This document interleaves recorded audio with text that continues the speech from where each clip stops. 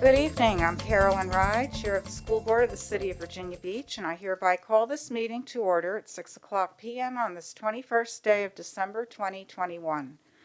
Pursuant to the Virginia State Health Commissioner's Order of Public Health Emergency to wear masks in K-12 schools issued August 12th of 2021, and Virginia Acts of Assembly number 1303, and the CDC's guidance for K-12 schools, and the school board's 2021-22 reopening plan adopted August 10th of this year. It's determined physical distancing will be used in school board chambers as a health mitigation strategy.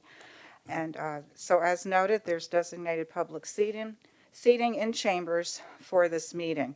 Members of the public, as always, will also be able to observe this meeting through live streaming on vbschools.com, broadcast on VBTV channel 47, and on Zoom. So we welcome our public present with us this evening, as well as those our listening and viewing public. And with that, Madam Clerk, would you please note those in attendance? Thank you, Madam Chair. Present in school board chambers is Chairwoman Rye, Ms. Melnick, Ms. Franklin, Ms. Owens, Ms. Hughes, Ms. Anderson, Ms. Holtz, Ms. Felton, and Ms. Riggs. And present via Zoom is Ms. Manning and Ms. Weems. And for the record, both colleagues, Mrs. Weems and Mrs. Manning, are Zooming in tonight due to personal health reasons.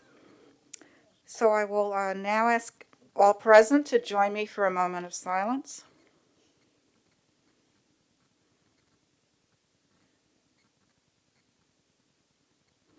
And please stand as you are able for the Pledge of Allegiance. I pledge allegiance to the flag of the United States of America and to the republic for which it stands, one nation, under God, indivisible, with liberty and justice for all.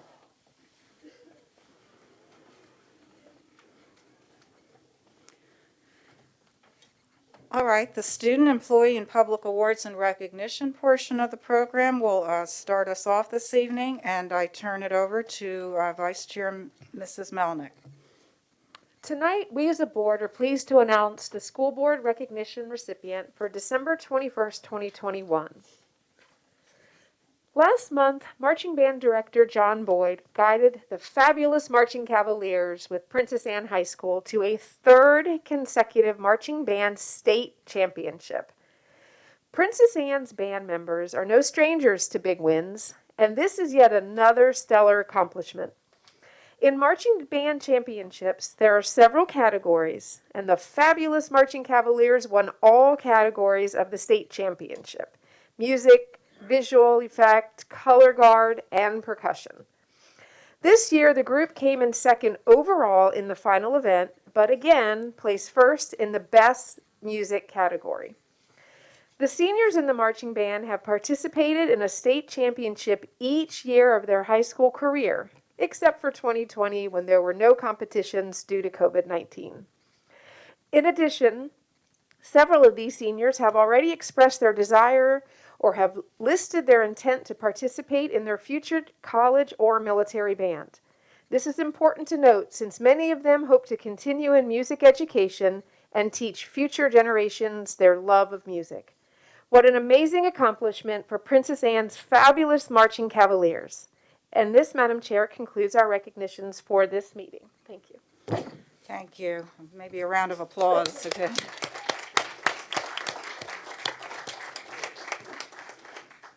Hopefully some are listening.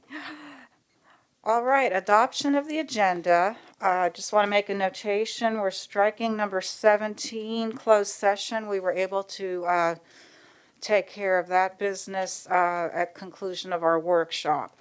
So with that modification, are there any others? All right then, motion to approve. Mrs. Holtz, and a second. Ms. Owens. Okay, all in favor, please show a raised hand. Ms. Weems, how do you vote? Yes. Manning, how do you vote? Yes. Thank you. Madam Chair, we have a unanimous vote. Thank you, Madam Clerk. And now that leads us to the superintendent's monthly report. Dr. Spence. Thank you, Madam Chair, and good evening to our members of the board. Here are a few items of interest for you and our families to know. First, as a reminder to families and staff, after we return from the winter break, Wednesdays, January 5th, 12th, and 26th will continue to be special 2-hour early release days. Also in January, the division will be closed on January the 17th in honor of Martin Luther King Jr. Day. As a reminder, the school division calendar can be found on the division's website at vbschools.com. Second, in December, we were able to highlight Support Services Appreciation Week. These staff members fulfill vital roles in the school division, and this group encompasses support services staff spanning across many offices within the Department of School Division Services. These include folks like our maintenance and custodial staff. And these individuals work every day to create a safe, dependable home away from home where our students can learn. So if you haven't had an opportunity to thank them, it's certainly not too late. If you see these outstanding staff members, it's great to offer verbal thanks, write a quick note, or share a quick post on social media thanking them for their hard work and dedication every day using the hashtag #WeAreVBSchools. Third, as we know, we are heading into a season of holiday gatherings and celebrations, and we do hope that our community will continue to remain safe. And we know we may anticipate a bump in reported COVID-19 cases in the community. So we just want to remind folks that we do have the division's COVID-19 self-screener tool, which is still available on vbschools.com and can be a useful tool both when we are in school and when we are out of school. And of course, just a reminder that according to the CDC and the VDH, the most important thing we can do to keep ourselves safe, both during the holiday season and during the school year, is to have everyone who's eligible get the COVID-19 vaccine if they're able to do so. For more information on that and where you can get vaccinated, you can visit the VDH COVID-19 webpage. You also received an email last night listing upcoming vaccine clinics in our schools, which are run by the Virginia Beach Department of Public Health, to make access easier and convenient for our VB Schools family and staff. For the last item on my report, I assume by now most of you know that tomorrow begins our division's winter break. All school division offices and schools will be closed from December 22nd through January 2nd, and schools and offices will reopen on January 3rd. I'd like to just take a moment to personally thank every single staff member, parent, family member, volunteer, division and school partner, liaison, and community member that supports and guides, teaches, and loves our students. And to our students, please know you're the reason that we do show up every day, do this hard work, and make these tough decisions. I want to give my sincerest thanks and well wishes to each and every one of you. I know these past months have been difficult, and I appreciate all you do to show up, learn, and grow. I hope everyone has a safe, happy, and relaxing break, and we'll look forward to being back with you together on January the 3rd. Thank you, Madam Chair. That concludes my report. Thank you, Dr. Spence. Okay, agenda item 10, approval of meeting minutes, and this would be the December 7th regular school board meeting of 2021. Any modifications to the minutes? Okay, hearing none, motion to approve. Mrs. Riggs, the second. Mrs. Hughes. Okay, all in favor, show a raised hand.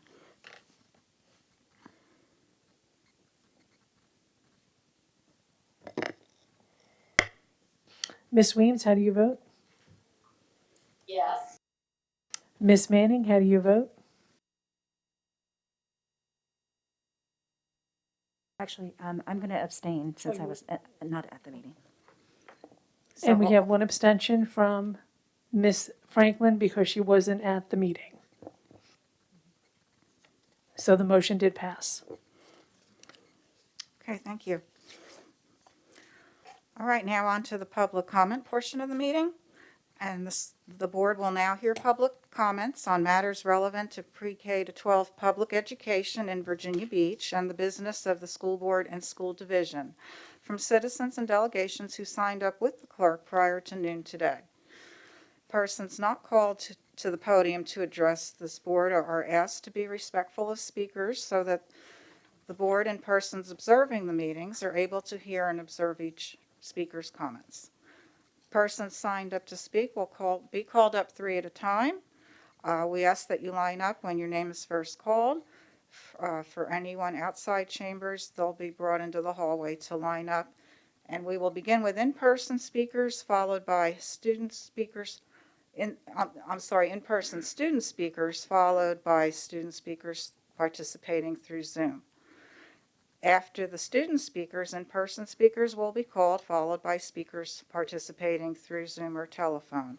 We ask that you begin speaking once your name is called. As a reminder, each speaker has 3 minutes to present and will be given a 30-second warning before time expires. Please, it's suggested you refer to the online time tracker to keep track of your time. Once your time has expired, we ask that you cease making remarks, leave the podium, and allow the next speaker queued to speak. If the speaker is not present when called and not online, the board, at its sole discretion, may allow the speaker to speak at the end of the public comment session. In accordance with newly amended bylaws, the board will suspend public comments at 8 o'clock to hold the information session of the meeting agenda and will return to public comments prior to the consent and action sessions of the meeting. The board also invites the public to submit comments through our group email account found on our website. So with that, Madam Clerk, would you please introduce our first speaker of the evening? Thank you, Madam Chair. Our first speaker will be Hunter Brown, then Kalis Blunt. Welcome. I'm not much of a public speaker, but things are too important for me not to come. And my name is Hunter. I'm reluctantly an 8th grade student in Virginia Beach City Public Schools. Since COVID happened, my mom to come stand up for me. Take your time. It doesn't seem to be working very well, though, so here I am, seeing if you will listen to me. I'm nervous, this is uncomfortable, and I'm not sure why a kid would be listened to more than a parent, but that seems to be something that you've mentioned in other meetings I have watched. I'm here to ask you to reconsider your vote on masking. Please give me and my family the freedom to make our own medical decisions.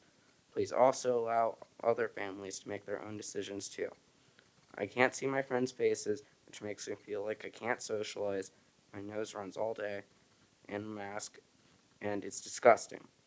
I have a hard time talking and pronunciating, and I feel like I must sound like a goblin in this thing. I brought water to school before, but I got yelled at for lowering my mask for a drink, so now I just stay thirsty all day, and all because I have to have no face at school. It's weird though. I can go anywhere else without a mask, and I usually do before or after school. Please let us kids see each other's faces again. It's been forever, maybe not to you as an adult, but to us, it's been an eternity. I hope you can find it in your hearts to grant me and a bunch of other kids a Christmas wish, and we can come back from break with the option to choose whether we can mask or not. Thank you, and Merry Christmas. I'm looking forward to my unmasked break. Wait, Our may I- next speaker is Kalisa And Madam Blunt. Clerk, could you hold a moment? I just want to reiterate, please, we have a number of speakers to get through, and we just ask that you hold your applause. Okay. Welcome. Hi. Good evening. My name is Kalisa Blunt from Kempsville High School, and I am here to speak on the necessity of reform to our history curriculums because for years we have learned the same whitewashed half-truths.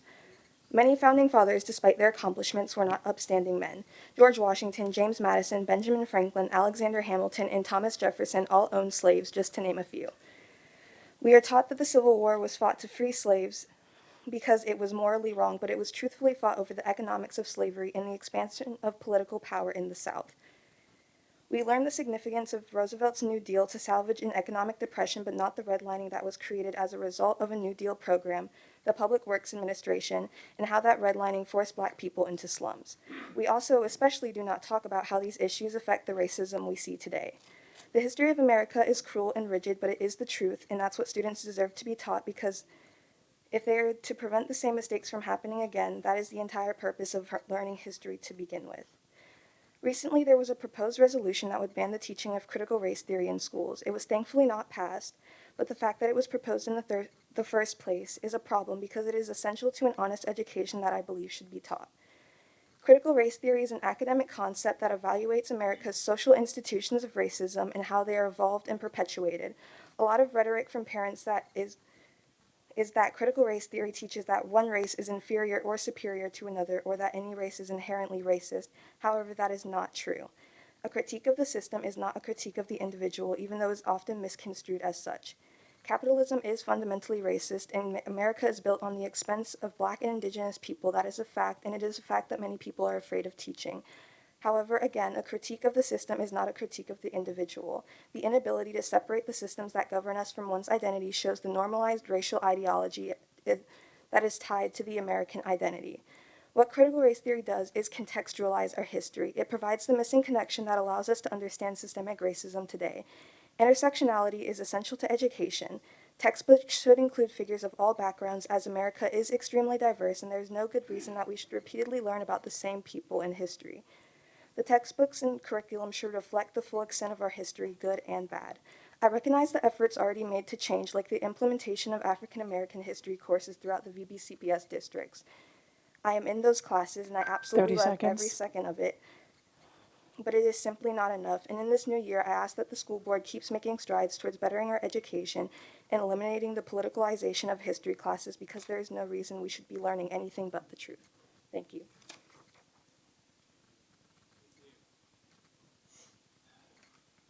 Madam Chair, that was our last in-student speaker. We'll move on to our in-person speakers. It's Dawn Human, Abby Garbino, and Annie Palumbo. Welcome. Good evening. My name is Dawn Human. I'm a high school math teacher and secretary of the Virginia Beach Education Association. I ask that you lend your ear to this story.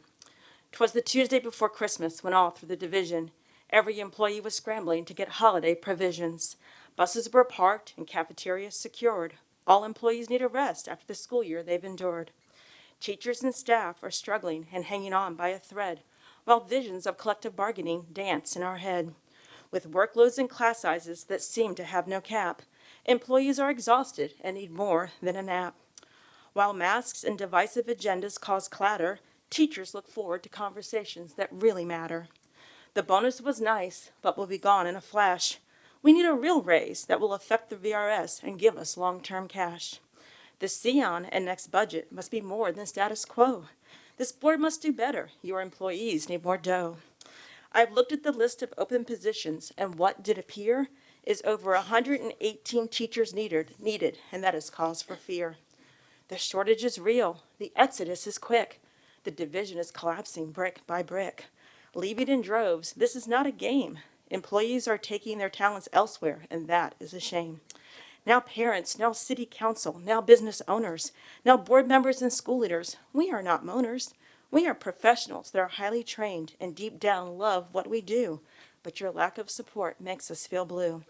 Rally behind us, give us a seat at the table. Together we can champion change, of that I am sure we are able. Include us in the making of the next calendar. And if you're going to the 4x4, don't let your thoughts meander. The calendar needs well-placed workdays and a semester that ends in December, which will require us to start before September.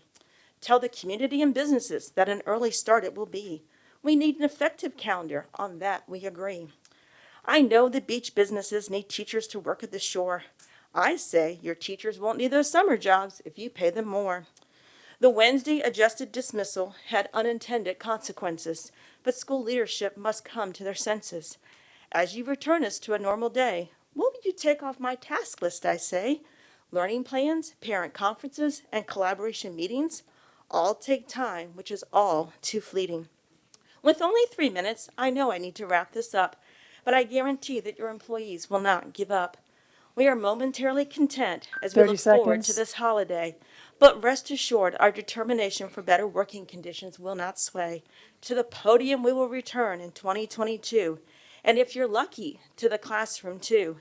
As I conclude for the night, I wish you a Merry Christmas and a New Year full of delight. Our next speaker is Abby Garbino, then Annie Palumbo, then Kathleen Brown.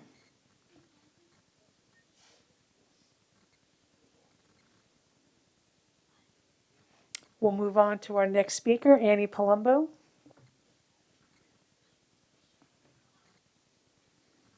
Welcome. Good evening.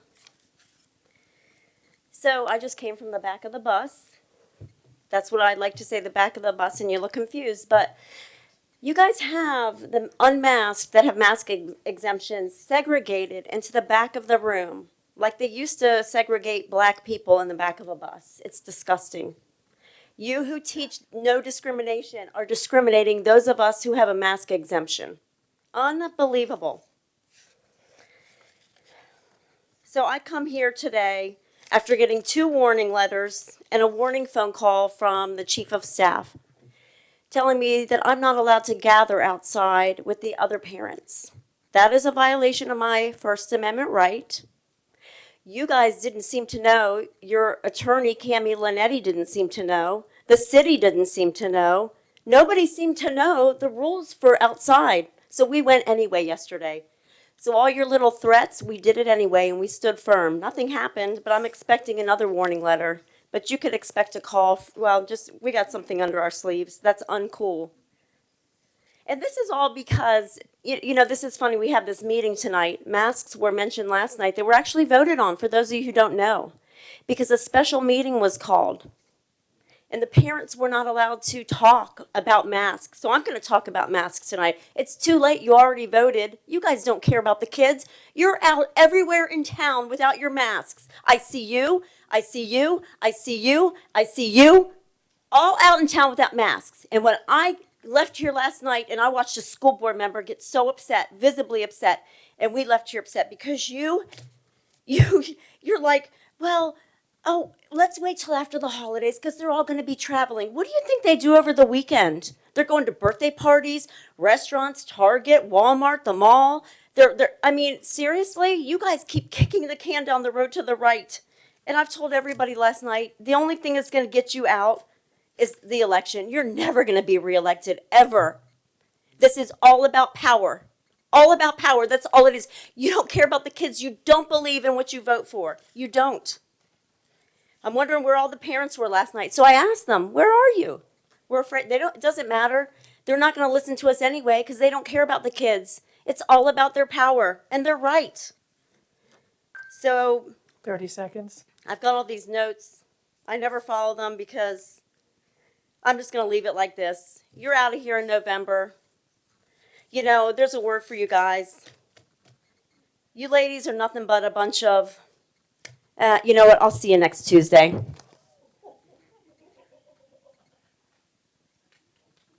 Our next speaker is Kathleen Brown, then Dan Chang, and Paula Chang. Welcome.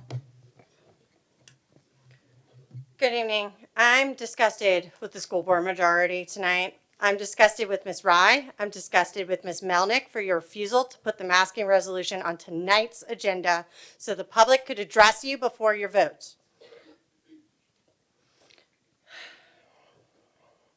I'm disgusted at how the majority consistently leaves parents out of the parenting of their own kids. Rye and Melnick, there's no excuse for your refusal to allow this to go on the agenda. None. I could bombard you with state codes and hard data to prove you are denying me the right as a parent to make medical decisions for my child, but you don't care about proof. Last night, you all kept discussing how irresponsible it would be to unmask these kids. When faced with hard numbers, you ignored it. I listened. Case counts aren't evidence that should matter. Hospitalizations and deaths are. You all should provide the public the data about the hospitalizations and deaths of children in Virginia Beach City Public Schools. You can't, though, because it doesn't exist, or we would never hear the end of it. I'm pleased to report there's still no deaths in Virginia Beach in the age group of 0 to 19 since the start of the pandemic. The school board tries to sweep things under the rug, they know for a fact, to scare people into compliance. For example, you passed a requirement for expressive activities in an area you have no authority over. You're anti-parent, anti-logic, anti-constitutional majority. The truth is, there are negative 43 hospitalization cases in the 7-day average in Virginia Beach. There will always be a new variant. You will always present a new reason you can't unmask our kids. You keep bringing up SB 1303 to strip parents of their rights to choose, yet you ignore it when it's convenient. Dr. Robertson, whom I conclude has no degree in medicine and is unelected, is the one that gets to decide the fate for my kids. Quit using my kid for your political power plays. This isn't about health and you know it, it's about control. You could work towards some sort of compromise like requiring masks in the halls, but you refuse to do that also. Please be prepared for an angry public when the state removes this and you guys still hold on to your control. You're gonna be in here for some late nights. Ms. Hughes and Ms. Manning mentioned this is borderline child abuse. I actually think it is child abuse. You heard it from my kid. You're forcing it on him. He can't socialize. He 30 can't drink seconds. anything. If a kid wore a mask pre-pandemic for 2 years or 15% of his school time, you'd have called CPS. You know that's true. Lastly, to the parents watching that are frustrated about masks, please come and speak. Email the board. We are working to change this majority. Go to www.studentsfirstva and find out how to sign the recall petition and get these anti-parent school board members out of here. Thank you. And that is time. Our next speaker is Dan Chang, then Paula Chang, then Dan Fair. Welcome. Before you start the clock, I guess, Ms. Melnick, you thought the last speaker was funny. So I can't tell because you had your mask on. Go ahead and start. A professional tradition is to provide a year-end list of accomplishments for my commands and the programs I ran at Northrop Grumman. Here are the accomplishments of, it used to be the Gang of 7, but we're going to add Ms. Franklin, so now it's the Gang of 8. You wasted taxpayer dollars when given an over $1 billion budget to oversee. Wasted money on sole source contracts, accepting grants to integrate SEL into the education and indoctrination of our children. That was a sole source contract for Panorama Education, which is owned by the U.S. Attorney General's son-in-law. Allowed Spence to accept the AASA grant to launch a Chan Zuckerberg SEL project, requiring SEL to be a strategic priority in the schools. Statistically implemented an irrelevant equity surveys to justify the equity indoctrination plans of Spence and Dr. Parrott, contracting quality measures to do this. Implementing bylaw and policy regulation changes, taking away First Amendment rights of parents. Limiting in-person attendance to school board meetings, reducing speaking time, implementing decorum rules for fear of parents expressing their feelings, treating parents like domestic terrorists, restricting the rights of citizens to gather and hold rallies, though having no jurisdiction to do this, attempting to create a gun-free zone without any jurisdiction, implementing a transgender policy without regard to the impacts of all students, given Spence unlimited authority without oversight or guidance, continue to mask up our students with no regard to the science of masking, continue to allow unacceptable books in the school system, allowed for policies and regulations which created an environment which has resulted in a demoralized teacher workforce. As I said, this is not an inclusive list of accomplishments, but the bottom line is that the Gang of 8 has no regard to the constitutional and parental rights of citizens, parents, and students. I took an oath during my 22-year career in the Navy, which I believed. I support and defend the Constitution of the United States of America against all enemies, foreign and domestic, and that I will bear true faith and allegiance to the same. True faith and allegiance to the 30 Constitution. seconds. I promise to the parents and citizens watching that I will support our Constitution. In the upcoming year, I would do everything legally I can do to remove school board members who do not support our Constitution, either through the recall process or the 2022 elections. This is probably not acceptable to say, but I hope you all have a Merry Christmas and a Happy New Year. Our next speaker is Paula Chang, then Dan Fair, then Lindsay Bohan. Welcome. I'm not ready yet. Hang on. Your time is up. I'll take the extra time at the end. The document before you, which Ms. Riggs and Dr. Robertson may throw on the ground or wad up and crumble without restraint from the chair, is the Magna Carta, the greatest document written by man outside of our U.S. Constitution. Our Constitution and our individual liberties could not exist without its symbolic value. This Magna Carta has been called by Lord Denning, the great 20th century legal mind, as, quote, the greatest constitutional document of all times, the foundation of freedom of the individuals against the arbitrary authority of a despot. It applies to all, regardless of race, creed, or any other difference, and I think, Dr. Spence, you might start teaching that to some of your students. This document holds that the individual is more important than the collective, and that the king was as subject to the rules of law as were his subjects. These ideas were foundational to the principles of the Constitution of our Bill of Rights, and our Constitution is what provides the basis for our freedoms to speak, petition our governments, carry guns, not as weapons against each other, but as weapons against our overreaching government, the right to privacy in our homes, to fair and speedy trials. The Constitution is why we went to war in the 1860s against ourselves in recognition that all individuals should be free and equal.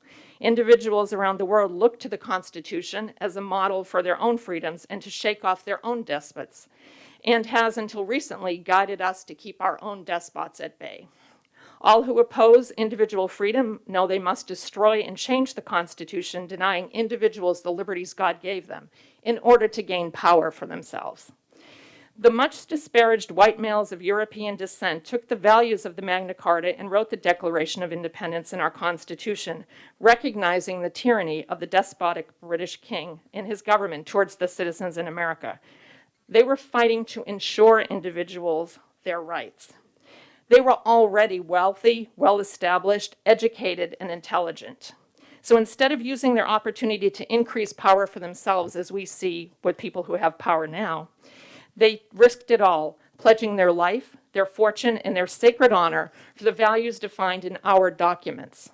Most of them lost life, fortune, or sacred honor, and some of them lost all three. 30 seconds. But we do not hear that in our schools, where we hear instead complaining about first world problems here in this room, which has truly become a career moneymaker for many here in this room. It's time to teach real history. On one final note, before Thomas Jefferson and John Adams became president, they pledged and risked their life, fortune, and their sacred honor, and thankfully they survived.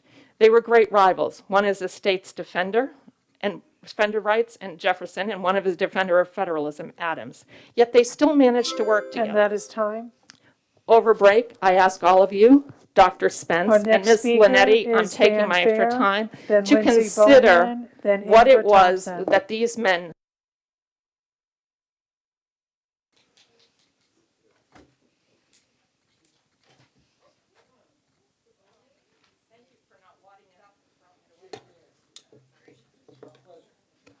Next speaker, please. Our next speaker is Dan Fair, then Lindsay Bohan, then Amber Thompson.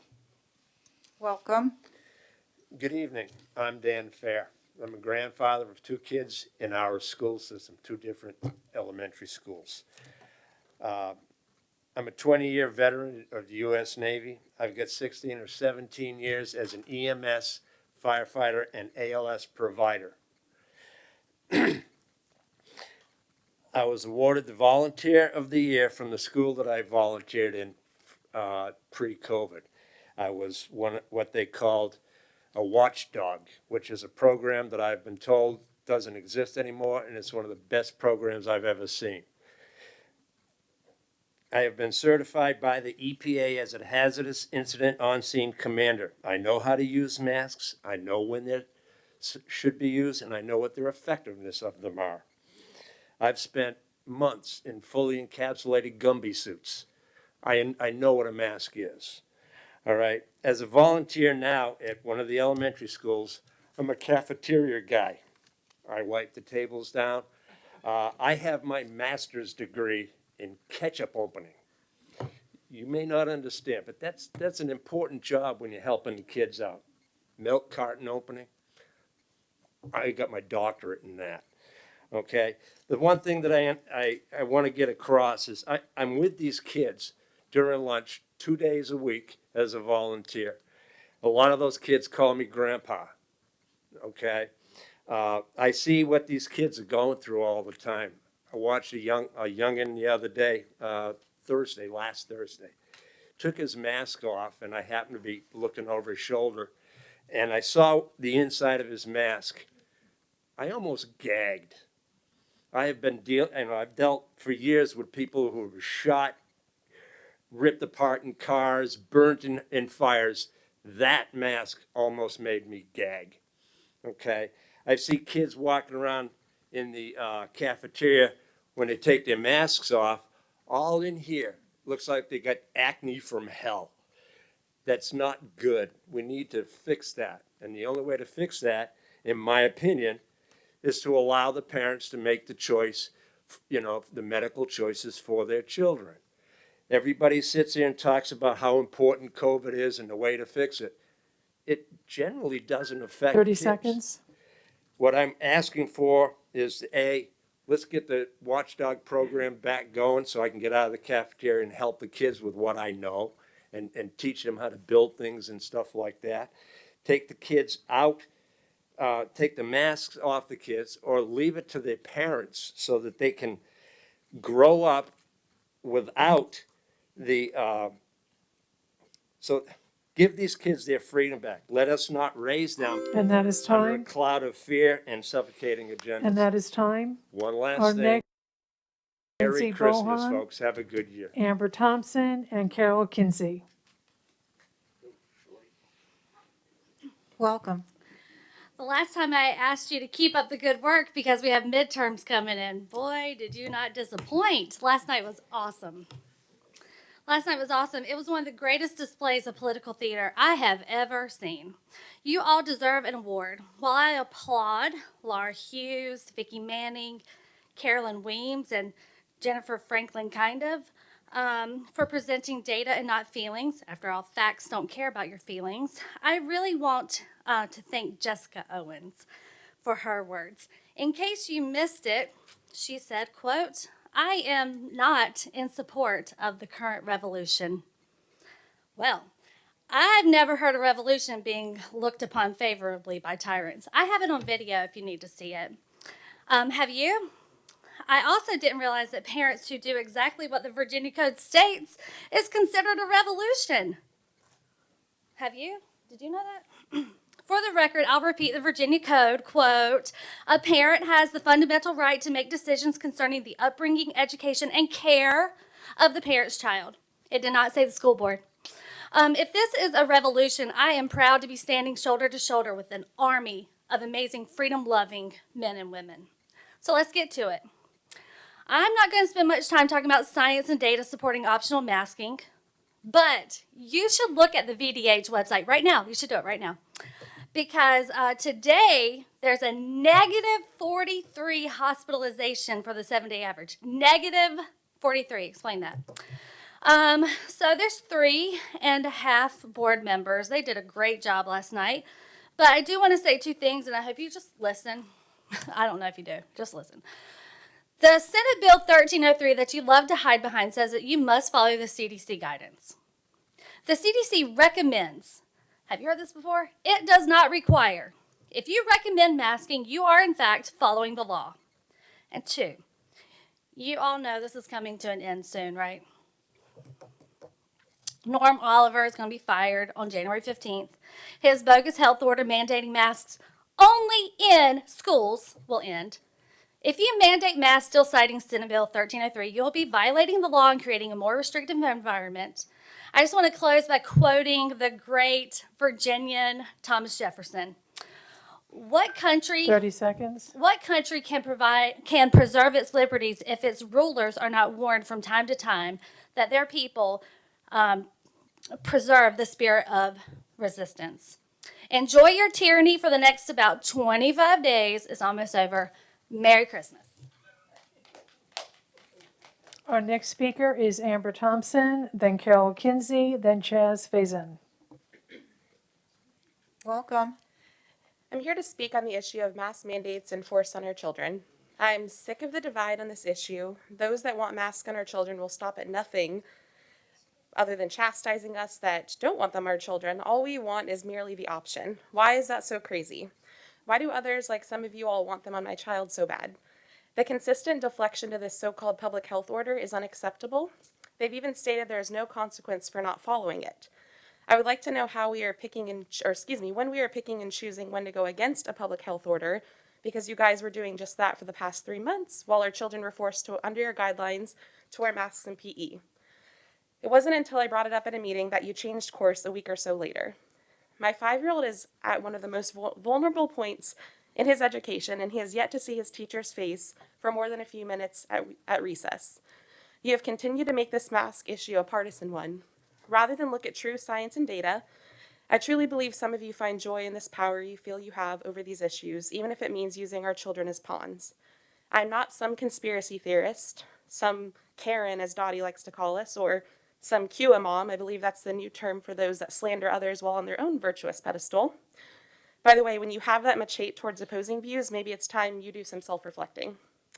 I'm simply a concerned mom who has watched her child come home day after day suffering from prolonged mask wearing. The previous argument for masks was that there was no vaccine at the time, but now all teachers and children that attend our schools have that option.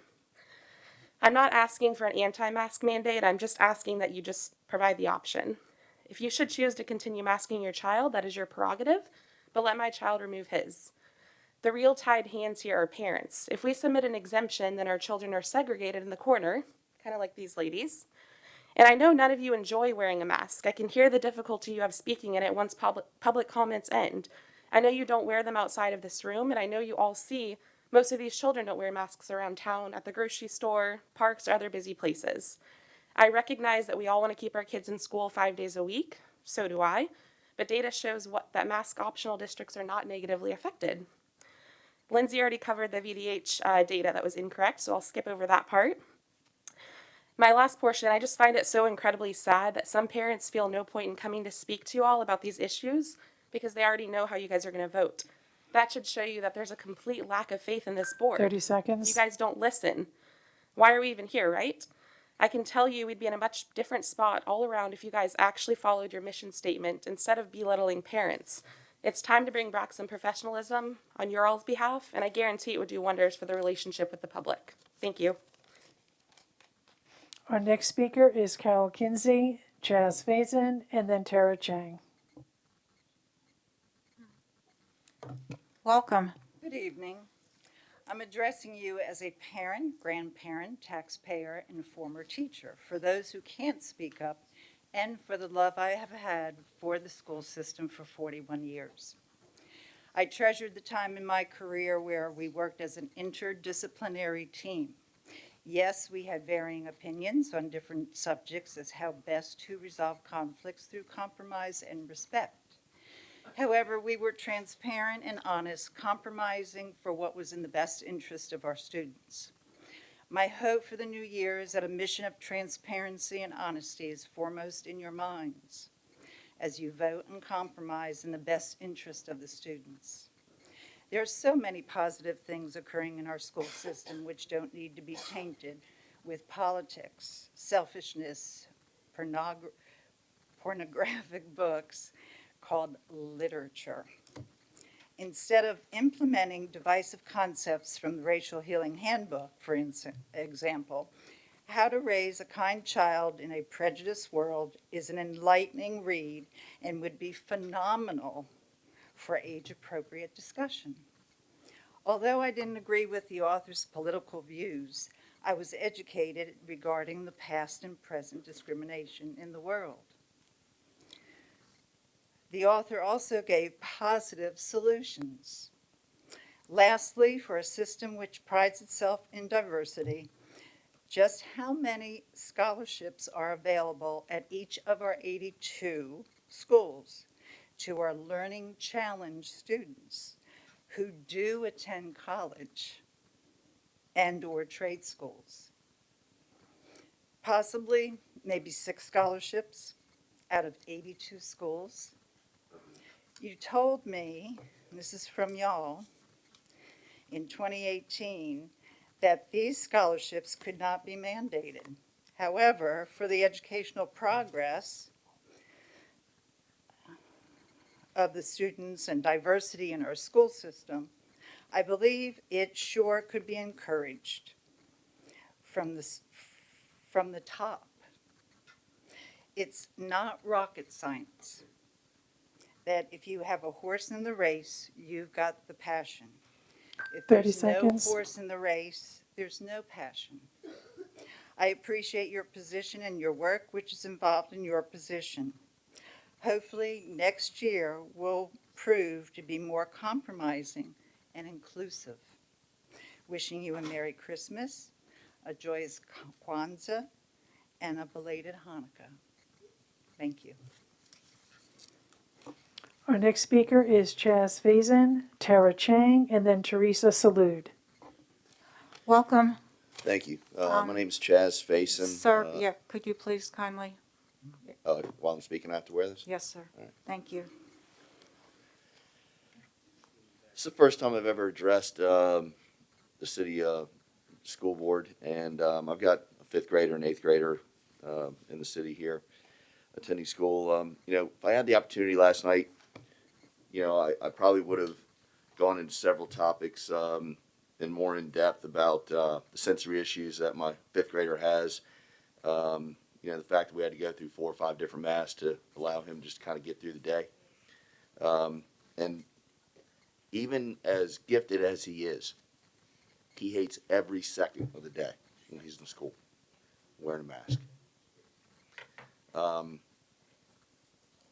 stood in my garage the other night and I was staring at a 6-foot-long American flag, and I was thinking about the situation our children in, the political implications of all of it, and the patriotism that my wife and I try to instill in our kids. And that's kind of when I had an epiphany. I realized part of loving your country and patriotism is questioning your politicians. And that's when I realized what I need to do tonight is come in here and say thank you. The reason is because you guys have teed up a generation of critical and free thinkers. They're realizing what's going on around them. Okay, you guys, your actions last night, they're awakening. They see they're walking around the malls. They're walking through Dave and Buster's and Jump.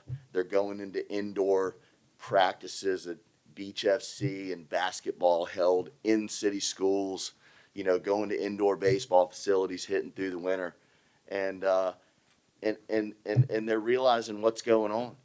And now they hear that their peers around the corner in Chesapeake it's optional for them. And they're starting to ask real questions now. Then they understand what's going on.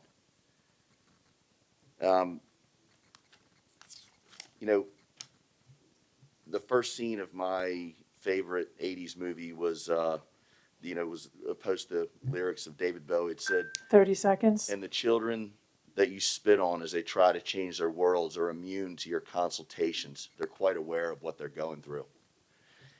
You guys are carrying the torch of a failed political agenda. And in November, people are going to remember this. I'll take care. Our next speaker is Tara Chang, then Teresa Salud. Speaker number 14 canceled, and then it'll be Ken Lubeck. Welcome. So part of my speech is 30 seconds of a song that you guys may not like, but it includes K through 12.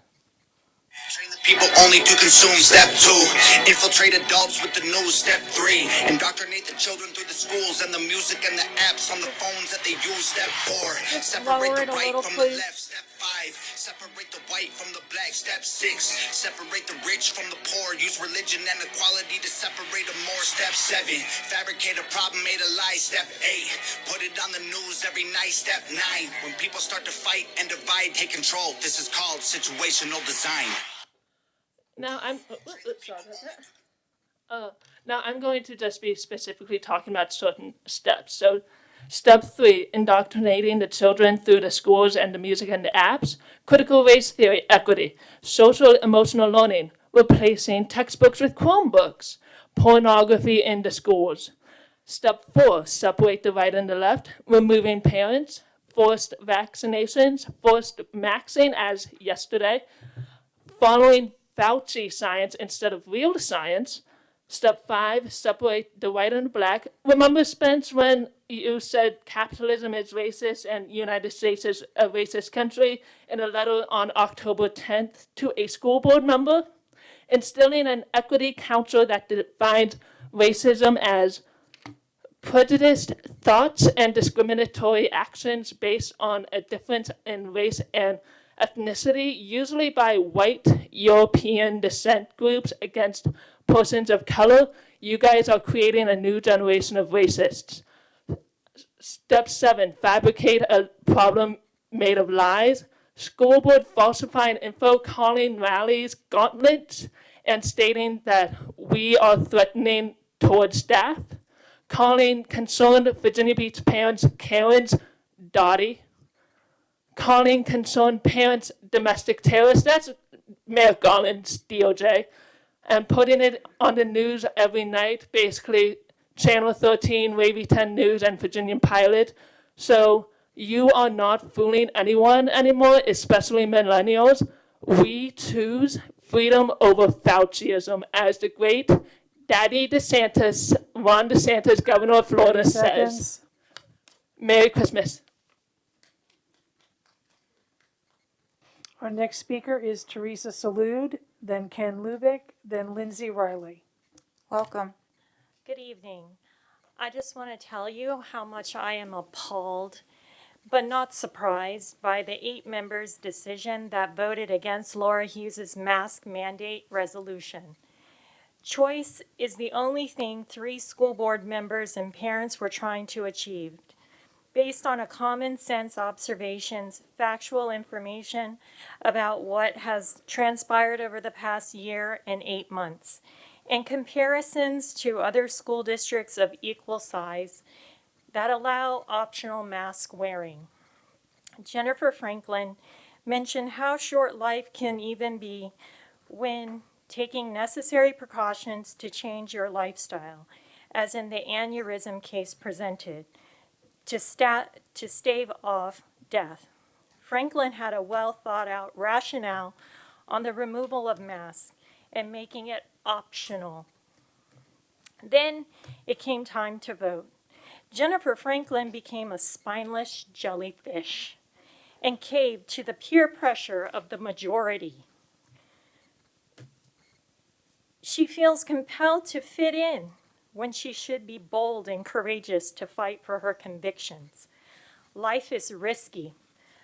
The school board members and government elected politicians doesn't seem super concerned with the manufacturing of processed foods and causing hypertension, diabetes, and obesity in this country.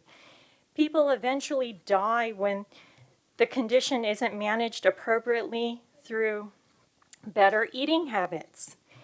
These are called comorbidities that assist in your demise when contracting COVID, even when you are triple leaky vaxxed like Kimberly Melnick.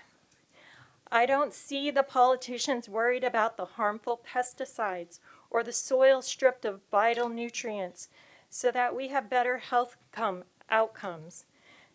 People must take additional vitamins, minerals, and supplements nowadays because we can't eat all day long to consume the proper quantities the human body needs. Let citizens worry about the risks they are willing to take with their health. Maybe the vaccinated, fearful people should go out into the world in a plastic germ-free 30 bubble. seconds. Have a Merry Christmas. Our next speaker is Ken Lubick, then Lindsay Riley, then Aspen Nolet.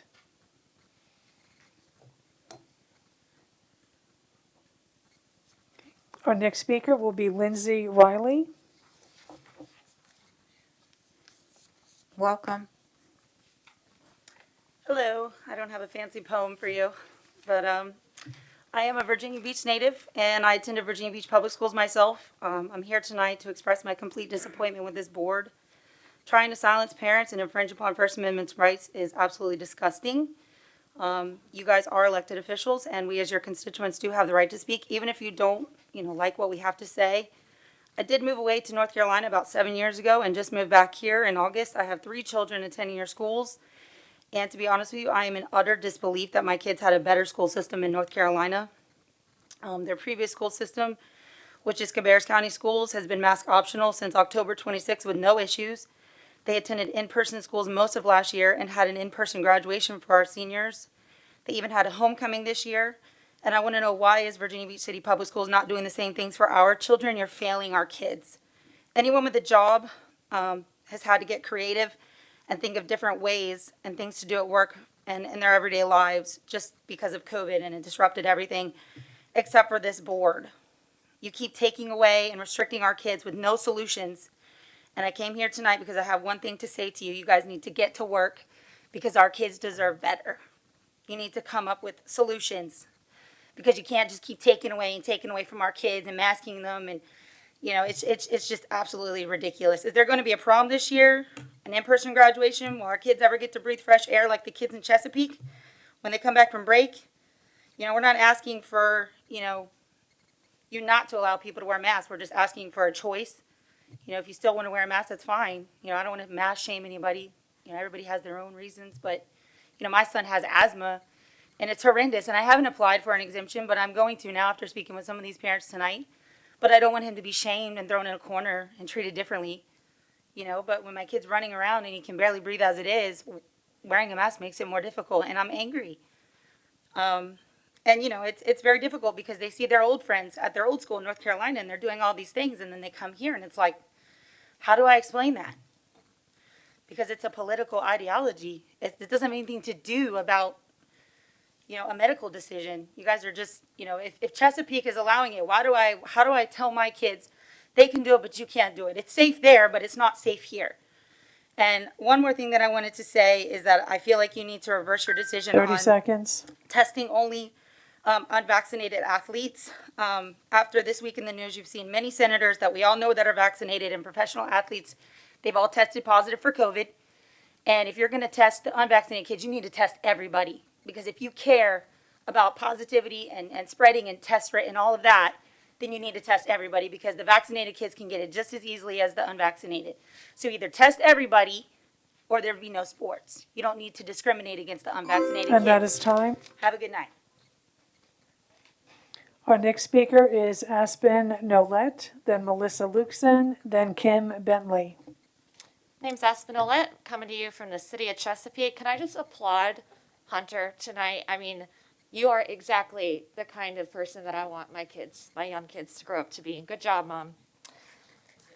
Like I said, I'm from Chesapeake, where I and many other parents have been advocating for our children on a very broad span of issues for many months, but I'm happy to be here tonight and take up 3 more minutes of your time. Everyone's aware that Chesapeake has voted to make masks optional January 3rd, a decision they should have made a long time ago, so that has me scratching my head a little bit, but let's hope and pray it sticks for the sake of the kids. With a school board like the one before me today, a lot of people wonder why these good parents just won't quit. So let me explain something to you. There's something called good, and there's something called evil. There's wrong, and there's right. There's caring for children, and there's child abuse. The pronoun peeps want you to think that black and white doesn't exist and everything is gray, because that's how evil thrives. That's how their wickedness runs rampant. No boundaries, no hard lines drawn in the sand. Everything goes, everything is permissible, except when you tell them it's not. And that's when they manifest. And that's why we're still here, and that's why we're always going to be here. That's why we're not giving up, and that's why our resolve is what it is. The more we stand, the more evil exposes itself. It'll continue to expose itself. The evil that lingers inside of them can't stand to be confronted with the light, and so they show up, like the one following my speech tonight, and they shriek. They squirm and they shriek and they manifest what's on the inside, which isn't goodness, kindness, or compassion. It's hatred. It's mockery. In Chesapeake, it wasn't us freedom-loving Americans advocating for our children who were body shaming and checking the pronouns. It was them. It was them who leaned in close to me and whispered, "Blank you," as they were leaving the meeting. It was them who were banned from our board meetings for their outbursts, and it was them who were arrested by the police in the parking lot, not us. The real terrorists are the majority of this board and the constituents that agree with you. I used to believe in live and let live, but the last 2 years have shown me that evil really does prevail when good men do nothing, and you're a prime example of that. And your time is running out. So let me let you in on a little secret. We win in the end. You lose. You lose. Do you realize that you're going to be on the wrong side of history? Your legacy is going to be 30 seconds. tarnished and shameful. Remember that when you go to sleep tonight. I know you will. You lose, we win. That's how this works. Our next speaker is Melissa Luxon, then Kim Bentley, then Meredith Ruse. Guess I made a few new friends. Well, the last time I welcome. spoke. Thank you. I'm here to speak tonight on the organized political attack on LGBTQ and race-related books in public education. When I saw the book Genderqueer was being discussed and then subsequently removed for review, I purchased the book. I read the book, unlike many of you. It has been inaccurately labeled with content as pornography and pedophilia. Share some personal information. My oldest child survived being openly gay teenager at Great Neck Middle and Cox High School and graduated in 2012. In 2016, they graduated from university, and it wasn't until then that I learned of my child's gender dysphoria. Admittedly, I took it personally at first. I embraced them coming out. I felt emotionally close with my kids. We had always been open, loving parents. We treated our kids as individual humans and not as personal property until they turned 18. We didn't force them to adopt our belief systems. Our home was a safe space for them and their friends to be their authentic selves. So why did my child not feel safe in sharing that they were questioning their gender till later? In my constant journey to learn, understand, and connect with humans in a loving, non-judgmental way, I realized there could be many reasons for it. Their privacy, and I realized that no matter how cool they think I am, I'm still mom. Genderqueer was published in 2019. My child survived without that book, but there are so many children that can benefit from this lived experience. To people who say this book is not appropriate to young people, it's not only appropriate, but it's necessary. And there are a lot of people who are questioning their gender, questioning their sexuality, and have a real hard time finding honest accounts of somebody else on their journey. School boards across America are experiencing this flex of Christian nationalism, mostly comprised of white people. They threw together this word salad using CRT, SEL, LGBTQ, and COVID. It's like they decided to start a war on acronyms or something. I imagine what it would be like in the future if the board were comprised of Q moms and patriot dads. First order of business would be to redesign the history book to 150 pages of the American flag. Chris the Colonist is the same mascot for every school. There's no place for individuality or independent thinking in public education. The new red, white, and blue school spirit wear will not be mandatory, but strongly suggested. They wouldn't make it mandatory uniform 30 because seconds. they need to know who the Satan-worshiping, mask-wearing, blood-drinking, pizza-eating queer people are. A few months ago, a parent chose to spew vitriol and hatred towards LGBTQ students, invalidating anyone's feelings or opinions that it did not align with her bigotry. The irony is that she showed up appropriating a costume from the 1986 dystopian novel The Handmaid's Tale, embarrassing herself by playing dress-up with a striking symbol of female defiance against patriarchal theocracy and Christian fundamentalism. And that is time. It's a glaring reminder of why we need public education. Our and next books. speaker is Kim Bentley, then Meredith Ruse, then Jamie Fitzgerald.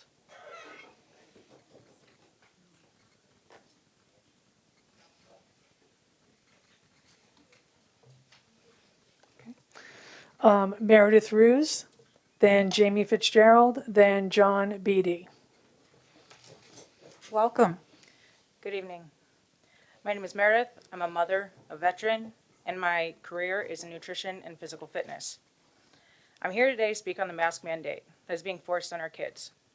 But before I touch on that, I would like to share a few quotes with you. The man who has no sense of history is like a man with no ears or eyes. He alone who owns the youth gains the future. Let me control the textbooks and I will Ma'am, control could you kindly raise your mask? the state. Adolf Hitler. With that being said, here we are watching history repeat itself before our eyes. Ma'am, at least the mouth, please, like, that's... You're just mad. There are zero, let me say that again, 0 studies that prove masks are effective when it comes to illnesses. It's a Band-Aid, basically, that doesn't even exist. We should be teaching our kids about proper nutrition, the importance of vitamins and minerals, sunlight, how to exercise, water, which you guys don't even give them access to. If you're talking about health, that's what you should be teaching the kids. If you can teach race, discrimination, and sex in school, You can teach nutrition, health, fitness, and properly hydrating to reduce obesity, diabetes, heart disease, the list goes on. Those kill more kids and adults than COVID ever will. Masks are not the answer. Your job is to educate, make sure these children grow into adults who become assets to society. If you're going to keep implementing the mask on our kids, then you owe it to them to provide proof of how it exactly works. And even the parents want to talk science? Let's hear the science. You are stripping these children of their identity and their voices. You are teaching them that the only thing that you guys know, shut up and obey. You all know the facts. I'm not even going to tell you guys the facts. You've heard it a million times. And if you don't deserve to be up there. We, the people, pay you to know these things and stand up for our children. To finish this up, I swore an oath, and I will for always uphold the Constitution, and I will protect foreign and domestic enemies from our children.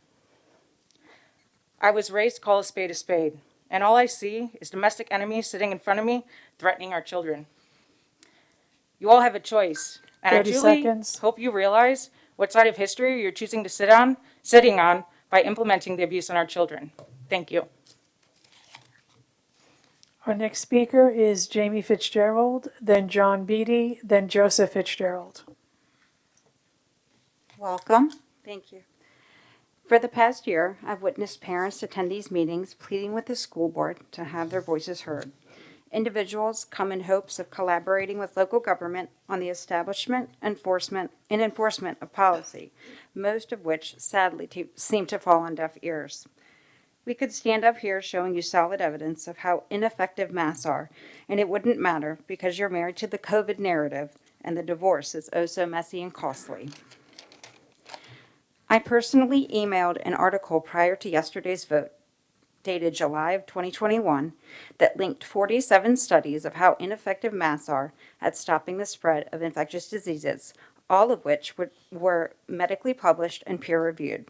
In the same article were links to 32 additional studies showing the negative health effects due to prolonged exposure of wearing masks, and yet you still voted in the way that best suits you. One would think, as you face pending litigation for your high school sports vaccine policy, you might rethink your strategy or at the very least be open-minded, but apparently not. It's kind of amusing because those choosing to dig in your heels on masks, especially at this stage in the game, are only bringing more awareness to the public and validating our basis for the recall petitions. If it's not about science, which it clearly can't be at this point, one naturally begins to wonder, what could it be? Additional funding, perhaps, in the form of COVID grants, or maybe something more self-serving, like power and control. C.S. Lewis said it best when he stated, "Of all the tyrannies, a tyranny sincerely exercised for the good of its victims may be the most oppressive." Have you been hurt so badly in your own life you must now resort to taking your anger and frustrations out on the innocent children you swore oaths to protect, or the parents who are simply advocating for them? There will always be another variant, but using this as your basis to continue masking our children is weak. Our next speaker is John Beatty, then Joseph Fitzgerald, then Aaron Rash. Welcome. It was said of Yasser Arafat that he never missed an opportunity to miss an opportunity. And it was said of him when we talk about his bad relationship with many of his neighbors. And it applies here because this group has a bad relationship with its neighbors, the parents of Virginia Beach. That fact was reminded of you just a month ago by your colleague, Mr. Malati, who came and related that exact same thing to him as a neutral observer. To review, there was an election a month ago, and we now have a new governor, new lieutenant governor, new attorney general, new House of Delegates, new Senate in the state of Virginia, all of which is because of the behavior of the Virginia Beach School Board. You, ma'am, will have a new delegate. Ms. Melnick, you will have the same delegate by a landslide. All of that is because of the behavior of the Virginia Beach School Board. It brings us to the next opportunity, which is masks. And how did you handle this? We know this is an emotional issue. We know it's an important issue for parents. And when it gets brought before the board to decide on it, to talk about it, to bring other people in the community into the process, you close it out. So, Ms. Chairwoman, have the debate in public. If your decision already is, we're going to wait for the new governor, we'll see what the new guidance is, we're going to do it in January 25th, if that's what you were going to do anyhow, invite us in the process. Listen, let teachers talk to you, let students talk to you, let parents talk to you. The frustration that many of us have on a competency level is if you can't figure out that that's what you're supposed to do, what else is it that you're not figuring it out? And as far as going forward and how to make this better, the relationship between the school board and the parents and trying to get the kids back into our system who have all left, we look for competency in people who will be inclusive. Is that how you are?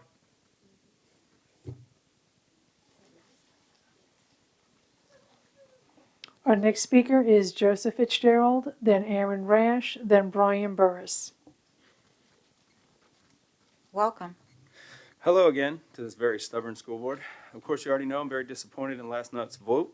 Of course, from my perspective, it's completely nonsensical, but then I think of a quote: be stubborn about your goals and flexible about your methods. So collectively, numerous people and I have gathered data, peer-reviewed medical studies, and in hopes to enlighten you of different methods to keep the children safe. After last night, though, I think I have your goals mixed up. No matter which way I look at it, from a TV media-believing, mask and shield-wearing COVIDian to the everyday parent just trying to do what's right, to all of us China virus naysayers, none of your policies, rules, mandates, or processes have the consistent theme of safety of the children first. Instead, they read very clearly more of a comply when I say and how I say. Reminds me again of another James Madison quote: crisis is the rallying cry of the tyrant. Some true colors have been coming out as of late, and as a few of you dig your heels into the proverbial heels you choose to die on, I hope you all take all the advice into consideration. You clearly haven't listened to me, as I've pleaded multiple times with you, this board, to stop relinquishing the power to Dr. Double Dip over there. I've pointed to and warned of his tactics. I've even directly warned you, Dr. Spence, earlier this year about the ADA and HIPAA laws as you tried to ask for vaccine status for graduation. You did not listen. This board has sat back and allowed this resident tyrant to completely, out of his own will and subjugation, implement a mandatory vaccine or testing to play on our student athletes. Might I remind everyone in the board that was not sent down from Richmond or the Virginia Department of Health or the VDOE, just his desire for control. And this board has just sat back and allowed it. Thankfully, one brave parent has fought back with litigation, and I would like to read the said charged complaints from Jason Swengo with my remaining time. We start with 6. Under the announced policy, a student athlete is barred from participating in athletics unless they subject to proof of prior positive COVID-19 test or full vaccination, and may continue to fully participate while they await test results. By BBS's own admission, test results were expected to take 48 hours after the sample has been gathered from the minor. The policy is not designed to present the spread of COVID-19 by unvaccinated students, as the relevant data shows transmission can occur through fully vaccinated individuals. And additionally, transmission can occur during that 48-hour waiting period required while the student athletes are waiting for the weekly test results. Rather, the policy is designed to force a vaccine on student athletes or create an undue hardship on student athletes who, along with their parents, decide to avoid a vaccine currently authorized by emergency use basis, which allows the manufacturers to avoid lengthy. Skipping down. The policy was not passed, otherwise approved by the Virginia Beach School Board, rather sat silent as defendant usurped their power and the statutory regulatory authority. The authority to enact a vaccine mandate in the manner of announced policy has not been granted to the defendant or the school board or the Office of Superintendent. And that is time. Merry Christmas. Thank you. Our next speaker is Aaron Rash, then Brian Burris. Hi, my name is Erin Rash, and I have 2 students in your school system, one in high school, one in elementary school. I've not spoken here before, but I'll probably be here for the remainder of the time fighting for my kids against you guys. I'd like to start off by saying, as a parent, I don't know when or how I lost my medical parental power to a local school board. Ma'am, kindly mask, please. Thank you. This is like preschool. I'm not here to plead with you, beg permission, or to give you this week's COVID numbers, because you all know the real numbers, the real science, and that also, by the way, COVID is not turning around or dropping dead at the Welcome to Chesapeake sign after Christmas break. I'm simply here to tell you I am no longer participating in this madness. I'm no longer going to co-parent with a group of absolute, complete strangers about what is best for my children, and that goes for all the pro-mask parents as well. I am not here to co-parent with them either. I see none of you at the dentist's office, the pediatrician's office, or in urgent care with me when it's time to take care of my child. So why do you feel like you can do that now? Why should my youngest suffer daily nosebleeds since masks have been forced on her, all because John Doe wants his son or daughter masked all day? And please don't say, oh, I've never heard of that happening, because you have nothing to compare it to, because no child has ever been in a mask for 7 hours straight. If you want your child in a mask, please send them in one. If you don't, then that's okay as well. No one is saying for you to end masks. We are saying that it is far past time for us all to start making our own decisions. The complete lack of common sense of the mask and the shot is absolutely mind-boggling, and it's like me standing here right now and saying to all of you in this room, gee, I hope you're all on your birth control, because I would hate for my birth control to stop working because you're not on any form of one. That is your logic with the mask. My child does not need to wear a mask in order for your mask to work or somebody else's child's mask to work, and that goes for the vaccine as well.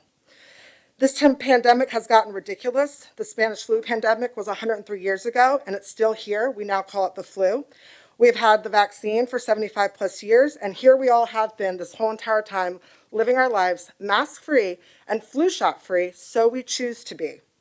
As a parent, we should be able to choose whether we want 4 masks and a face shield or 6 shots in our child's arm or no mask and no shot at all, because as a parent, that is my responsibility, not yours. 30 seconds. Since we're following the science, I believe we can all start sending our children to school with an Olive Garden menu to sit at their desks instead of a mask, because clearly the science proves that you can't catch COVID in a restaurant with a menu. As a school board, you all have seemed to have forgotten that you work for all of the parents of Virginia Beach, not just the ones whose opinions lie with yours. Thank you. Our next speaker is Brian Burris. Well, we're not in Kansas anymore, are we? That's 24 out of 25. Welcome. Thank you. My name's Brian. I'm a U.S. Navy veteran, and I'm an Old Dominion University graduate. I've spent the past 10 years working for a top 20 defense contractor right here in Virginia Beach.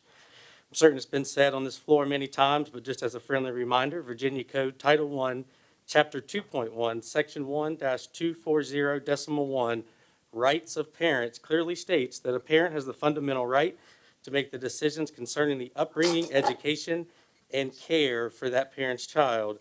Masks and vaccines all fall into that whole care genre. Medical decisions for children are the parent's constitutional right. To say otherwise is a flat-out fallacy that seems to thrive within some high and left fantasy world. It is, has, and will always be defended in court. Unmask our kids, unmask our teaching staff, unmask our bus drivers, unmask our volunteers, and unmask yourselves. It's not just a mask. It's so much more than that. As a society, we deserve to see each other smile. We deserve to see each other's emotions. Being able to see and interpret human emotion is an absolute cornerstone for fundamental success in life, right? So no one needs that critical aspect of life any more than our beautiful children, as their brain and mental capacity is only getting started. This year, I enrolled my 3-year-old into the reverse mainstream program in Chesapeake just to pull her out a few weeks later. One afternoon, she got off the bus, and when we unmuzzled her, what we found made me want to immediately call the superintendent. I was flat out astonished to see what an entire day's worth of spit, mucus, snot, disgusting crud caked, dried, and hardened to her face. From there, she cried about not wanting to go to school anymore because of a mask. Last week, my 8-year-old 3rd grader had to miss an entire week of school due to a sinus infection, in part due to the inability to wear an oxygen-reducing muzzle all day, a week for a sinus infection. By the way, her last regular school year was kindergarten. How much more social, mental, and even physical damage are you willing to put these kids and teachers through? What I find funny is they have to wear masks to keep the germs down, but they can all go stick their faces in the same back-ridden water fountains that are right there. We can all go put our faces in there, but we have to wear a mask while we're up here. I mean, the hypocrisy is asinine, right? It's wild. But anyway, we can all go out to dinner, shop, we can go to the gym, 30 we can literally do seconds. everything, but we have to send our kids with muzzles on?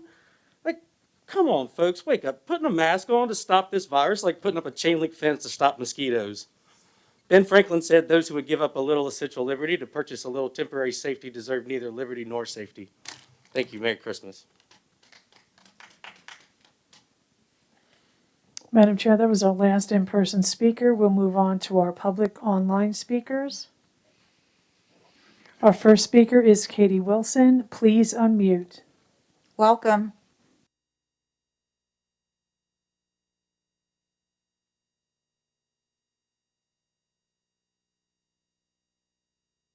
Passing recent resolutions that they are being inclusive, specifically related to transgender. Let's take a hard look and examine the logic of affirming this lifestyle through your resolutions. What if I wanted to claim I was black because I felt like I was born in the wrong skin? What would you really think? Rachel Dolezal, she was a white woman who lived as a black woman who was ripped to shreds by her community and the national media because she felt she was black. Everyone thought she went too far. Do we affirm a person who suffers from an eating disorder by telling them they are fat by affirming their feelings? No, that would be completely unloving. By affirming what one feels, where does it stop? Ethnicity is based on DNA, so is gender. Harmful behaviors and disbeliefs about oneself do exist. Have you followed your own logic and line of thinking? If you believe some things are acceptable and others not, why? Where do your inconsistencies lie? Your introspection or lack thereof affects our city's children by the way your beliefs inform your vote. Secondly, you can't control the spread of COVID. I had a whole spiel, but after last night's meeting, there is no point. 8 of you are clearly living in fear and refuse to do something to stand up for the students of our city. You will always find a reason to keep in place as many rules as possible. Finally, a note to the parents who oppose these resolutions. You actually do have a choice. These people are not in control of your children. You are. You have a choice in the type of education you choose for your children. Here is my charge. Pull your kids out. That would make the largest statement and impact. Make sacrifices to educate your children how you would like. They are, after all, yours. Not all situations lend to private and homeschooling. However, it is likely that a significant portion of the city can make this change. It doesn't have to be expensive. Your child can get a quality education outside of this system. You do not have to have a teaching degree, and there is an entire community out there that will support and help you. With that being said, it is a good endeavor to stand up and speak. This system takes advantage of the parents who have no idea what's going on. Many view schoolish childcare until these resolutions touch their children, they will not speak up. In 2019, we made a decision to pull 3 of our kids out to homeschool. It was the best decision we could have ever made. There was no learning loss in our household, no conversations regarding a person of the opposite sex coming into the bathroom, no hysteria about a virus that presents as the sniffles in children. There is zero fear in our household. Our children are not 30 seconds. policies that you passed, and we could not be more grateful. Our children are thriving physically, mentally, socially, and emotionally because we did not buy into the hysteria, and we are turning back on the progressive ideologies that you passed through your resolutions that are nothing more than virtue signaling. I would challenge each of you to really examine your moral compass, do research on COVID, and allow people to make their own choices. Time will tell, and I believe the policies that this board has passed will have an everlasting effect on this generation of children in our city. I would love And that is time. Please feel free to reach out. Our next speaker is Sarah Gerloff. Please unmute. Welcome. Hello. Yes, welcome. Please proceed. Thank you. When good is bad. With every action, there is an equal and opposite reaction. Those on this board, city council, and some city employees like Kamala Linetti, Aaron Spence, and Donald Robertson have been bad, and in so doing, it is becoming good. Our elected representatives running our city have been so bad for so long, it is actually good for those of us following God because the bad ones are exposing themselves. They are doing all the work for us. This city has become a cesspool so toxic that people are moving away and the city struggles finding employees. Our elected representatives thought they were getting away with murder. pun intended, when they are just digging their own graves. The city is billions in debt due to the greed, arrogance, and ignorance of many. These people remind me of wild animals trying to cover their tracks by wheeling and dealing. Well, guess what? The wild animals eventually get cornered. When the wild animal gets cornered, they become unraveled and begin to panic. They cannot think clearly and lose all sense of reason. Pure insanity, I'd say. These animals are so self-centered, they begin to cannibalize each other. It becomes a dog-eat-dog world for them. It makes me think of cats versus dogs, because we know the Lion King has already won. It's just a matter of time until you hyenas figure it out. I have been enjoying watching this clown show unfold. I am so thankful God plays chess while you bozos play checkers. You see, we have been at war this entire time, one that is all around but cannot be seen until your eyes are wide open. A spiritual war that is drawing to an end. As Christmas approaches, I am reminded of that fateful night in 1776 when Washington and his troops crossed the Delaware. That marked a turning point for those of us under God and our battle for America. History does repeat. I am excited to celebrate the true meaning of Christmas this year. In my mind, Santa is real. God is Santa. He sees you when you're sleeping. He knows when you're awake. He knows if you've been bad or good, so be good for goodness sake. I have visions of sugar plums dancing in my head because I know in my heart I am right with the Creator. In God I trust. And to all a good night. Ho, ho, ho. Our next speaker is Roger Dadioff. Please unmute. Okay, can you hear me? Welcome, yes, sir. Okay, good evening. I've listened to everybody talk about the masks. I think there's plenty of evidence out there. As a matter of fact, I believe that a few of you school board members that are pro-mask have been videoed not wearing your masks in stores and restaurants. So I think the hypocrisy should be noted. What I really want to talk about is, although I believe the debate over masks, vaccinations, literature, transgender bathrooms, and other issues the school faces are necessary, I'm more concerned about the board's conduct trying to suppress the debate.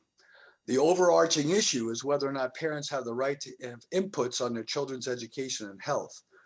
Apparently, the board not only resists that conversation, you're actively trying to suppress it. What started with the restriction of attendance at the meetings by limited seating, while the city council building next door has full occupancy without masks, you created your own rules for this chamber. You kept parents, grandparents, children waiting for hours out in the heat and the cold, hoping they'd go away, and that didn't work. Moms with toddlers, elderly folks brave the cold and the heat, waiting for an opportunity to speak or just show support for their children. Then you started to restrict parking in the lot where they gather. Undeterred, that didn't work either. Then you created a process requiring permits that had time constraints. Another trip to the administration with several days' notice. That didn't work. If those weren't enough, you coordinated with some of the city council members to come out with a letter identifying, quote, free expression zones that are far and away from the entrance, and that didn't work. Finally, you made phone calls threatening arrest.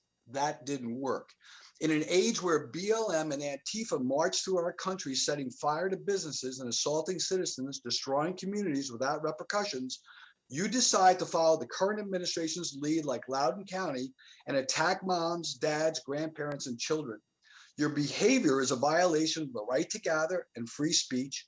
It defies the very foundation of what my family served for over 60 years in the United States military to protect. My father fled Stalin during the Bolshevik Revolution and the socialist takeover of every aspect of his life. You attacked the sacrifices service members and citizens in this country threatened the freedoms we fought for. I'm encouraging the groups resisting to bring a civil lawsuit against Dottie Holtz, Beverly Anderson, Kim Melnick, Carolyn Rye, Sharon Felton, Jennifer Franklin, Jessica Owens, Trennis Riggs, and Superintendent Spence. You're a disgrace and you should resign immediately.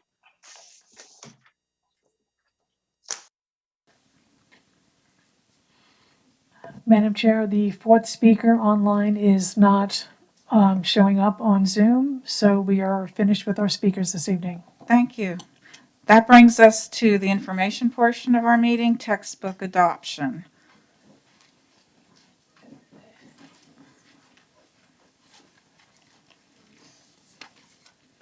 And we have Dr. Nicole DeVries. Welcome.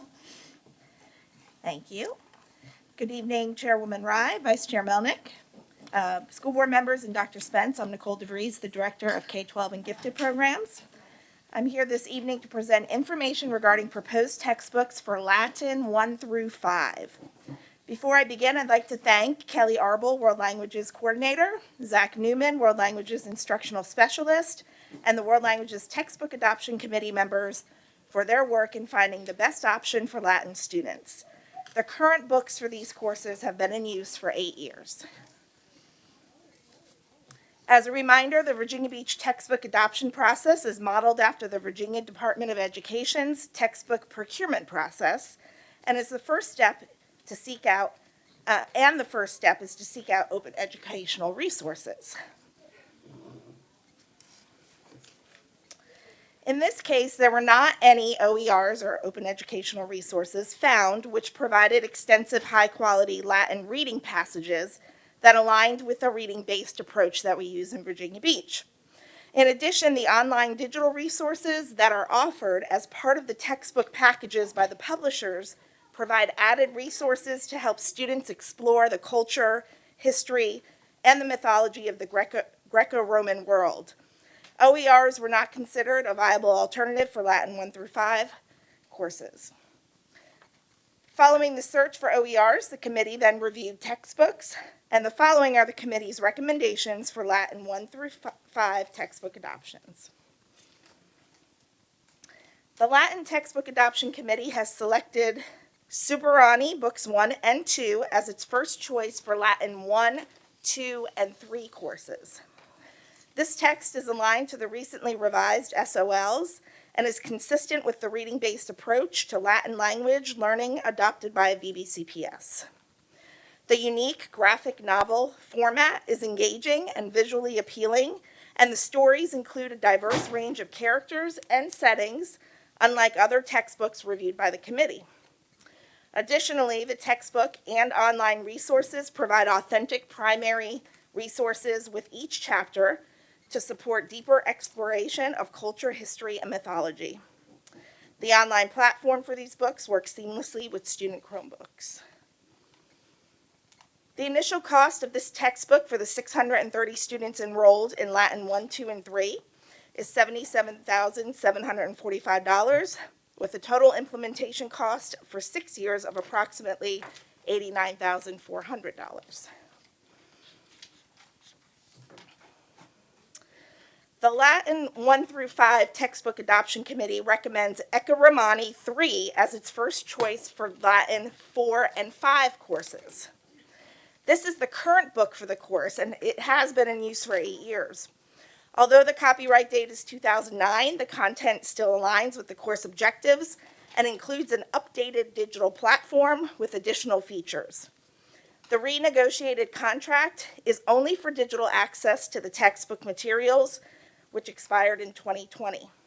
Physical copies of the book in the textbook inventory exceed current enrollment numbers, so we will not need to purchase any more of those.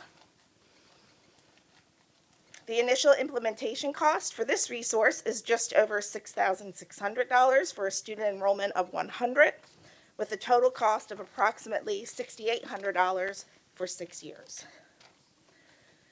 The total cost for this adoption of world languages for Latin 1 through 5 will be for the first year of just over a total implementation cost of $101,000 for a 6-year adoption. Thank you for your consideration of the committee's recommendations. I'll join you again on January 11th when these books will be on the consent agenda, and I welcome any questions you have at this time. Colleagues, thank you, Dr. DeVries. We'll see if there are comments or questions. Do you happen to know the distribution, not down to the student, but these 630 students in Latin 1 and 3, how many schools outside of ODS we're speaking of? I do not, but I could certainly get you that information. I'm not sure of the breakdown. But it would be in high school, mostly high school, and in some middle schools. So I can get you the breakdown of that. Right, with ODS, I was referring to middle school. Right. okay. ODS, yes. I know ODS does offer that.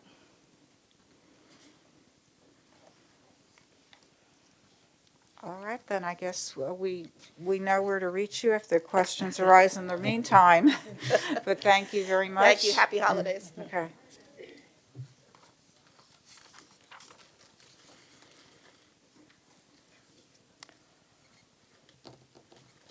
Okay, that brings us to policy review recommendations, and we'll turn this over to Committee Chair Mrs. Riggs to present for information. This is for information for Policy Review Committee recommendations, Policy 310, Budget Transfer of Funds.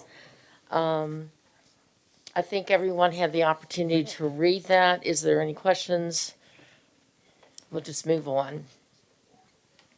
These all dealt with Miss Pate's division. Department. Policy 322, tuition fees.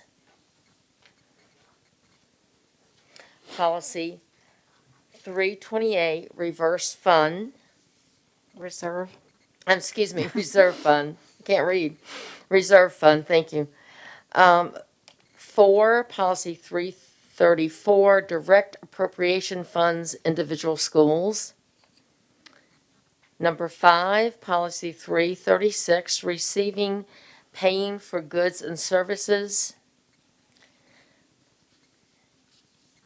6, policy 337, vendors, contractors, sales representatives. And 7, policy 339, competitive negotiations, awards, procurement of professional, architectural, and engineering services. Usually, Mrs. Linetti I can speak to them for you quickly. gives a little bit of information on this, but if you have anything that you want to point out, Dr. Smith, I can have talk it to you. too. Yeah, I mean, these are largely Scrivener's notes. Yeah, they're There's, largely- There's really only, the only other changes that aren't Scrivener's are just reference to amendments in the code. And then there was one piece in the bit about the reserve fund, which removed a statement indicating that it would be up to 2% per year into the reserve fund, because the functional reality is we never even approach 2% in the reserve fund. You know, that the money is generally reverted to the city, and the only money that goes into the special reserve fund typically is for CIP projects, and you see that in your reversion requests. Outside of that, pretty much everything you're looking at there is Scrivener.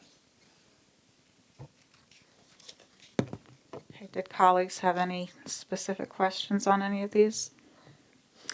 If you do, just contact me or one of the other members on the Policy Review Committee, or even Cami Linetti or John Sutton, to let us know if you have any questions before this comes before the next school board meeting for a vote. Okay, thank you. Thank you, Mrs. Riggs. We are done with public comments, so we can skip to item 14, consent agenda. And the items presented for this evening, there are 2. The textbook adoption presented to us at the last meeting, Human Anatomy Physiology, and B, religious exemption. So motion to approve. Mrs. Holtz, and a second, Mrs. Franklin. All in favor, kindly show a raised hand.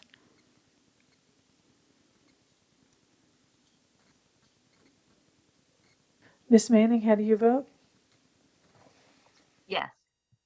Ms. Weems, how do you vote? Yes. Yes. Thank you. Madam Chair, we have 9 ayes, so the motion did pass. Thank you. Now, the action portion of the agenda, item 15, personnel report, administrative appointments. Motion to approve.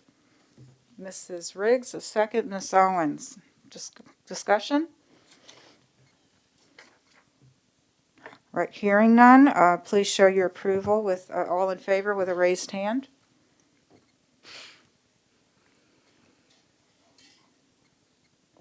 Ms. Weems, how do you vote? Yes. Thank you. Ms. Manning, how do you vote? Yes.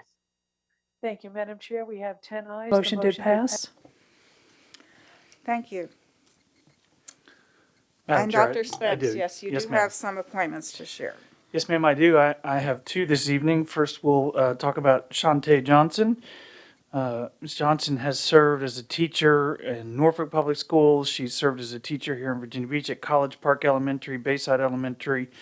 Most recently has been serving as an administrative assistant between Brookwood and SeaTac Elementary Schools. We're pleased this evening you've accepted our recommendation for her to serve as the next assistant principal at Christopher Farms Elementary School. Next, I'd like to recognize Ronell Brewer.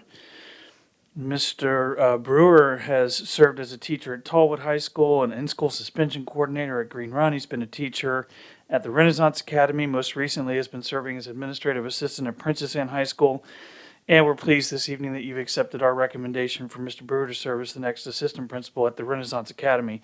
So congratulations to both of these new administrators. And we wish them much success when they assume their new roles. Committee, organization, or board liaison reports. Who has anything to share?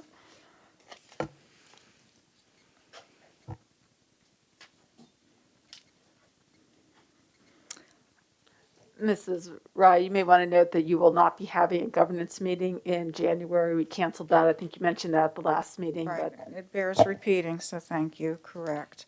Ms. Rye, I just had to report that the PPMC Performing Planning Committee will be meeting January the 4th, 2022.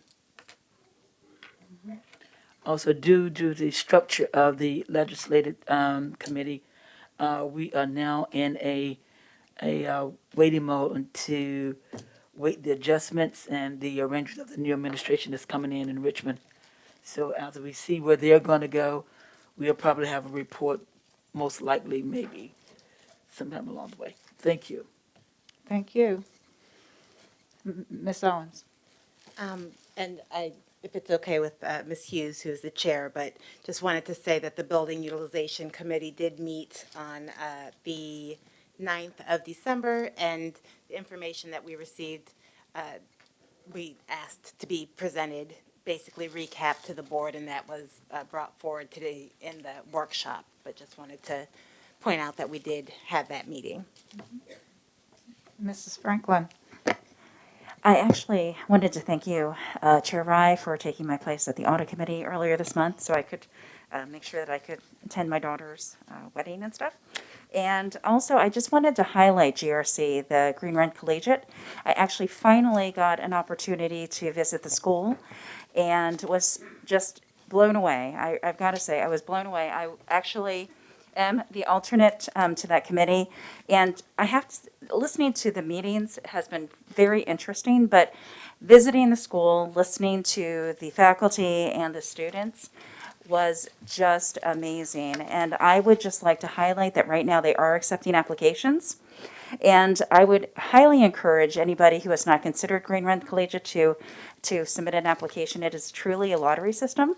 And I think just listening to the students that were in attendance for the presentation, the way that they have changed the trajectory of their lives by attending GRC it was just amazing to hear their stories and their journey. So please look into it. Parents, look into it for your kids, and just consider that because it is a great opportunity. Thank you. All right, it sounds like we're ready to move on. Well, that seems to be the end tonight. So we, on behalf of all my colleagues, we wish for all of you a safe and joyous holiday season, and we look forward to reconvening in January. With that, our meeting is I'm sorry, Mrs. Weems does have her hand raised. Yes, ma'am. Oh, I'm sorry. That was accidental. I'm sorry, but thanks. Merry Christmas, everybody. And we will reconvene in January. Thank you all. Okay.